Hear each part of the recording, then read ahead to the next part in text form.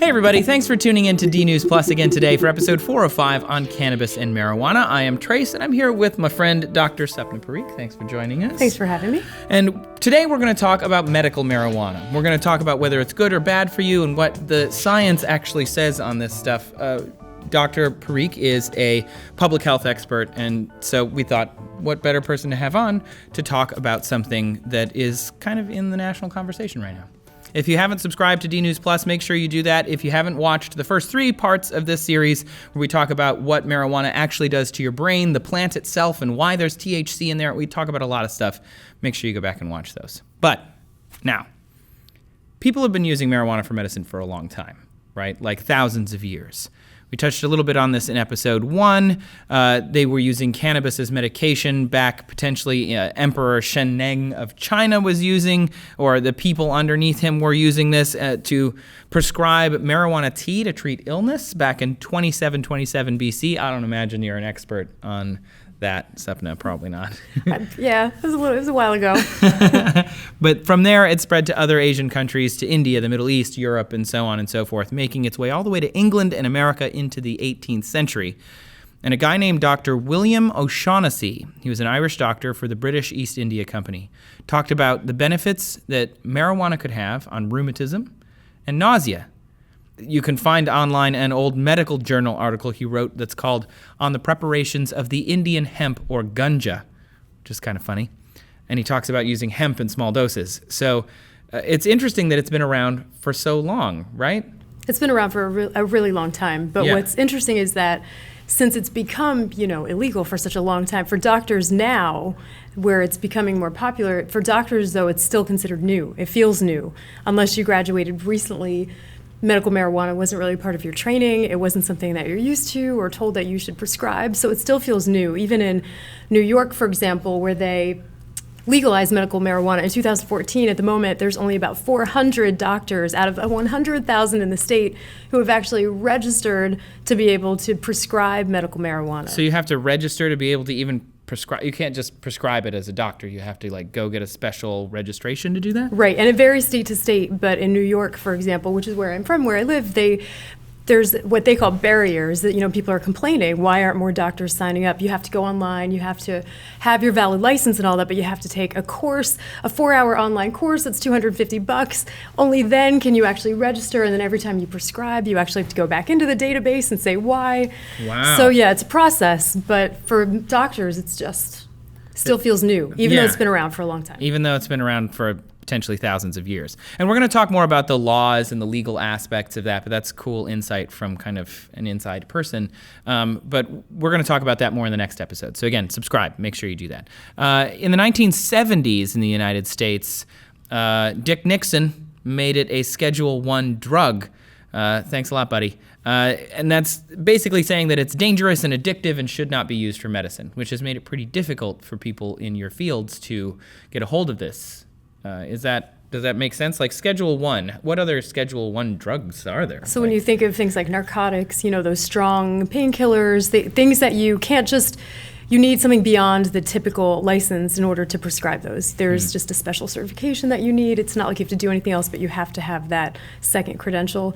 And they sort of monitor how much you're prescribing, what are you prescribing. These are drugs that they're highly scrutinized. You can't just, give it to anyone at any time. Right. So in 96, California became the first state to legalize it, which probably removed a number of those barriers. And today, medical marijuana is used in places across the country. John Kasich just signed a plan to make Ohio the 25th state to legalize it for medical use. Also, the District of Columbia has it. In countries like Canada, Colombia, the Czech Republic, France, Romania, Germany has it coming in 2017. Pay attention, Germany, it's coming up. And also a bunch of other countries around the world. So I guess the question that I have, and that I could easily Google, but I think it'd be interesting to hear it from somebody who has medical training, can marijuana help somebody medically, or is this just one of those old tales from history, It really can help people. There are a lot of indications for which, there are a lot of conditions for which they've actually seen and found benefits. So there's no doubt. Even if you look state to state at those qualifying conditions, you'll see in many states that list is long. It ranges from pain to cancer to multiple sclerosis to Parkinson's to epilepsy. So the list of conditions where it might help is long. What's just challenging is that some of what you said from before, there's the concerns about dependence and withdrawal symptoms, and is that still an issue? The long-term concerns, all of those negatives sort of not outweigh, but raise concerns for doctors. Mm-hmm. And make it more difficult to prescribe, I imagine. Not to mention that there's concerns over what to prescribe, dosing concerns. There are no really great guidelines, and doctors really like guidelines for legal reasons. You want to say, okay, the American medical system, and they recommend this amount for this, and so when you don't have that, it's kind of a gray zone, which can set you up for legal issues. Which is America. Yeah. So there are a lot of benefits, yes. Yeah. It's just, that's sort of the catch. Okay, and I have maybe been pronouncing this word wrong. I've been pronouncing cannabinoids. I say cannabinoids. Cannabinoids? Okay, well. But I don't know, it's like, tomato. It's one of those very strange words. I don't know what's right.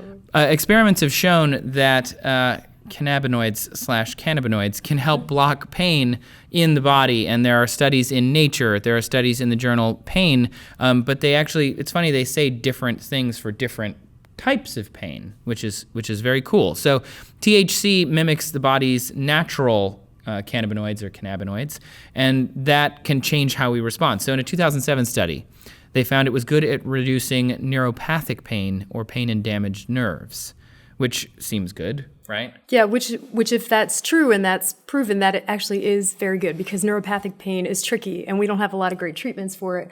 And if you have it, it's really kind of awful. It's nerve pain. So if you have damaged nerve fibers, the electrical signals are messed up. So it's a different kind of pain. It's like if your foot fell asleep, but forever. But like forever, and then it comes back and it's extremely painful. So if it does work for neuropathic pain, and that would be actually really great. That's a good thing, right? So this 2007 study says that it's good for that. But then a study in the journal Pain found that it doesn't reduce the pain, it just makes the pain more tolerable, and they called it a pain distractor, which I think also makes sense.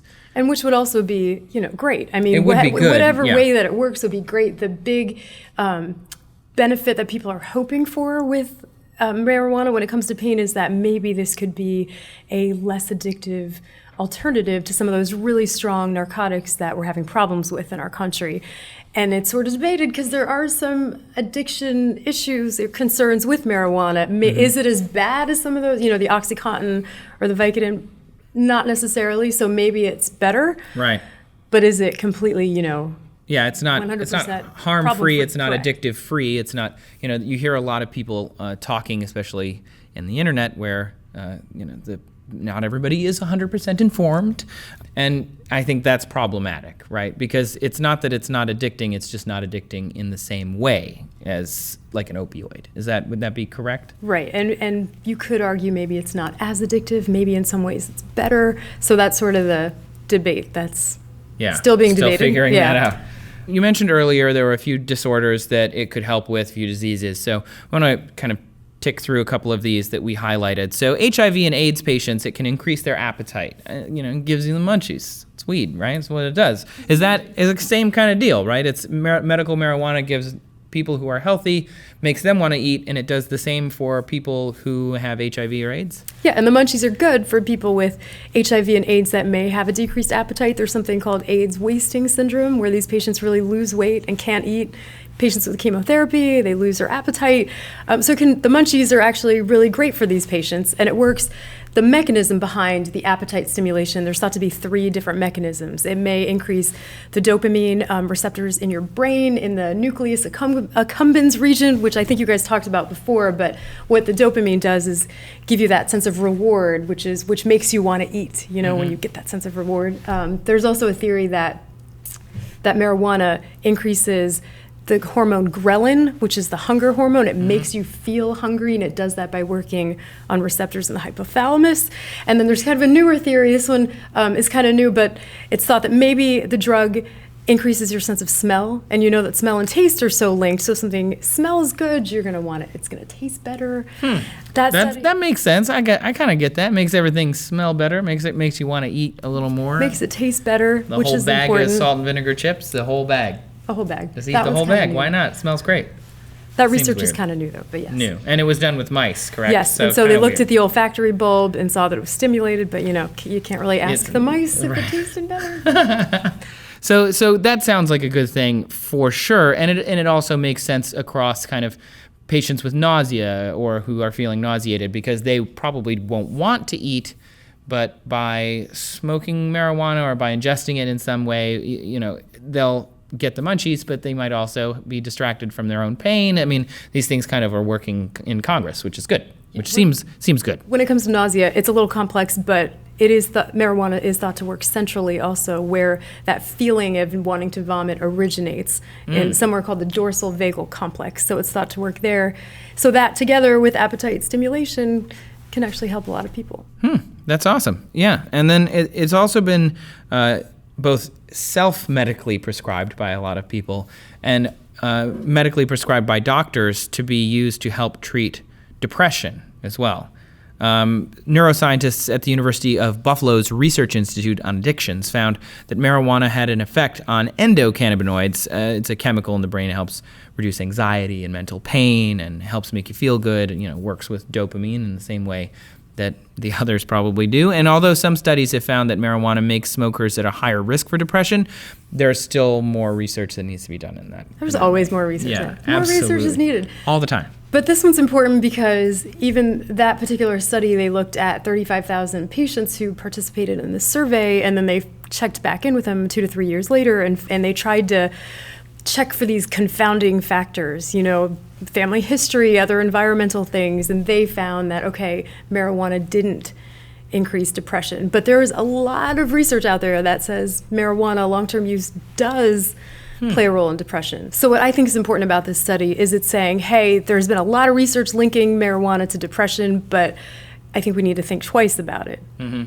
But I don't think it negates everything that's out there. There are still concerns. That was the 2016 study that it just came out in the journal JAMA, so it's pretty new. And it's just maybe not even related, which is crazy. And another study in the journal Neuropsychopharmacology found that weed might help treat PTSD because it can change parts of the brain that hold on to traumatic memories. I mean, there are all of these different disorders that people are trying to figure out, is what it seems to me, that marijuana could help treat. Let's talk about glaucoma, I guess. Because let's move on to glaucoma. Yeah, because glaucoma is one that you hear a lot about when it comes to treating it with medical marijuana. So what glaucoma is, it's a condition in the eye where the liquid, the fluid that's in there, it's not as fluid, and so the pressure in your eye increases. And the reason that we worry about that is that because it can damage the optic nerve. When the pressure in there is so high, it can damage your optic nerve permanently, and you can't see. You're right, exactly. Right. So sounds terrible. What they have found with marijuana in general is that it may decrease the intraocular pressure. So that's why people are interested.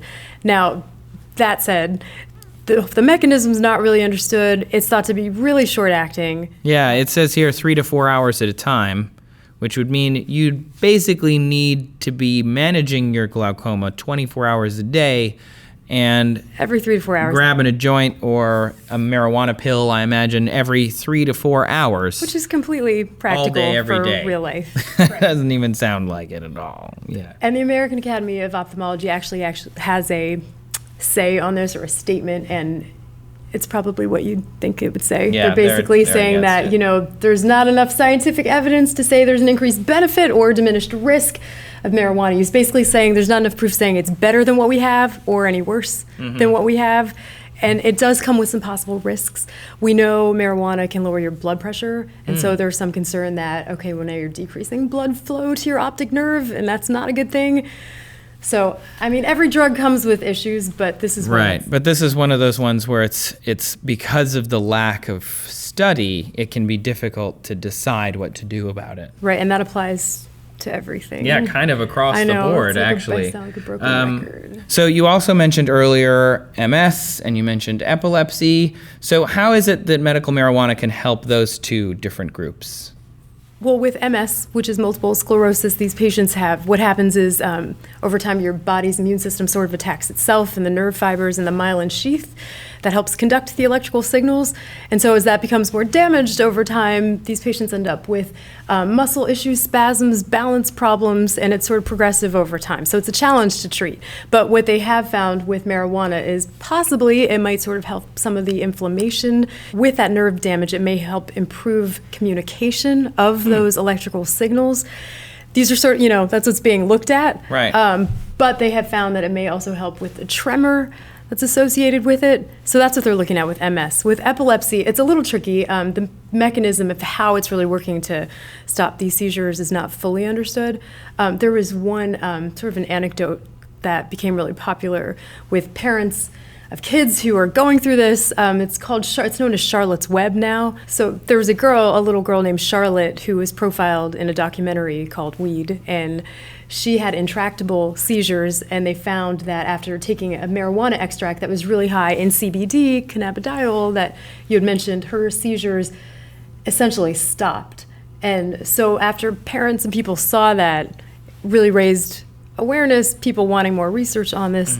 So it's not fully understood, but that's an area of exciting research for people with seizures that can't be stopped. Right, yeah. And there are all sorts of different discussions about THC versus CBD. So let me just really quickly, we mentioned CBD earlier, and we've talked about THC a lot. So inside of the marijuana plant, there are two chemicals there are hundreds of chemicals, but there are two chemicals that we really focus on when it comes to this discussion. And THC is the one that acts on your synapses to get you high. It replaces some other brain chemicals. We've talked about this earlier in the series, so I'm kind of glossing over it. And then there's CBD, which is sort of the opposite. It tempers the whole experience of being high, but it also is a related chemical. So I guess I get that it's like one, it makes you high, and the other one kind of brings you down, but why is it that CBD would do all of these things? Like, do we even understand the mechanisms here? I think they're trying to understand the mechanism more. What we do know is that CBD is thought to lessen some of the side effects we worry about with THC. So CBD is the non-psychoactive, the main non-psychoactive ingredient in marijuana. But things like anxiety that come with THC, it's thought that CBD lessens that. So it also lessens the euphoria, which is good or bad depending on who you're asking. If we're talking about children or wanting to decrease addiction and dependence, then that could be a good thing to have that balance. Right. So that's sort of the promising part of CBD, that maybe it could help with some of the side effects of THC and balance it out. Right. It seems like if you took a painkiller to, get rid of pain in your back, but it got you super high and you couldn't go to work, it's not a particularly useful drug. Whereas if you could take, a marijuana extract with CBD, you get the benefits of the medical marijuana, but you don't have to go to work super high, and because you maybe not be able to do your job then. Right. And so, I can absolutely see kind of both sides. And maybe you do your job better. I don't know what your job is. I don't know. It depends. If you work in a movie theater, it could be really fun. It seems like there's a lot of good news and there's a lot of bad news when it comes to this. But funnily enough, to me, it seems like just having you on and talking to you, we've kind of hit it on the head already in our first 3 episodes that more research is needed in this area, and that we need to continue looking into this. In a 2013 survey in New England's Journal of Medicine, 8 in 10 doctors approved of medical marijuana. 92% of patients in California say it works for them. Gallup poll has 58% of people want legal marijuana use. Obama signed new legislation to try and make it easier to get research into medical marijuana, but there are people who worry about abuse. There are people who worry about all sorts of issues related to addiction and withdrawal symptoms. But the Journal of the American Medical Association, JAMA, published some studies, a compilation, 79 studies, that said they had that it did little or no use in many treatments, and some success in others, which is exactly the problem. Yeah, it's not great. It's okay, but not really. It kind of works sometimes. Yeah, that just doesn't seem great. And the WHO, World Health Organization website, also acknowledges that medical marijuana could be used for treatments for asthma, depression, spasms, but we're all like, the countries under the WHO are all like, we need to look into this a lot more. I guess my last question for you, as somebody who has worked in the medical field, or studied it at least, and then also worked as a journalist and covered it, how do you see medical marijuana now after working in these two pretty big camps?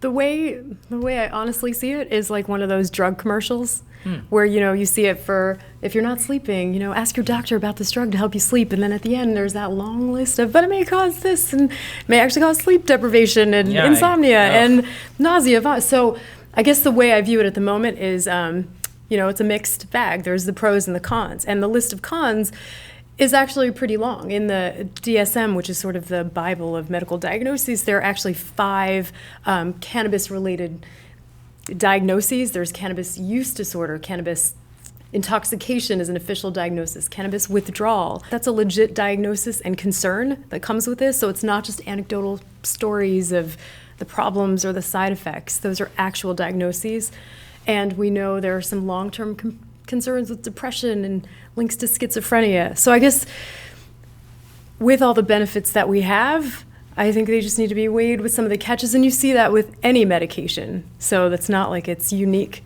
to this. Right. But what's really needed is sort of a removal of some of the barriers to the research so that we can actually learn more about it and have some clear guidelines. When to use it, how much, why. Yeah. My read on it is people in the medical field are cautiously optimistic. We like that phrase. Yeah. Cautiously optimistic. Cautiously optimistic. It seems like it could be a benefit. It does have some drawbacks. If we start to understand it more, perhaps it will do something that drugs we currently have don't do. Yes. It's just, I know it's a frustrating sort of position at the moment because people want to know, yes, I'm for it, or no, this is bad. And this in between, I think, is annoying. Yeah. But that's where we're at. I think that's that. Thanks for watching D News Plus, everybody. Sapna, if they want to talk to you more about this, can they find you on Twitter? Yeah, at Sapna_Parikh. And you can also find me out there. I'm at Trace Dominguez. Thanks for tuning in to D News Plus today. Tomorrow, we're going to talk about the legality of marijuana and how it got into this legal turmoil that it is now. Thanks for tuning in. Let us know down in the comments how you feel about medical marijuana. Maybe you have a medical marijuana card. Tell us why. It'd be pretty cool to know. And thanks for tuning in. Thanks for coming on today. Thanks for having me. Woo! D News Plus. See you next time.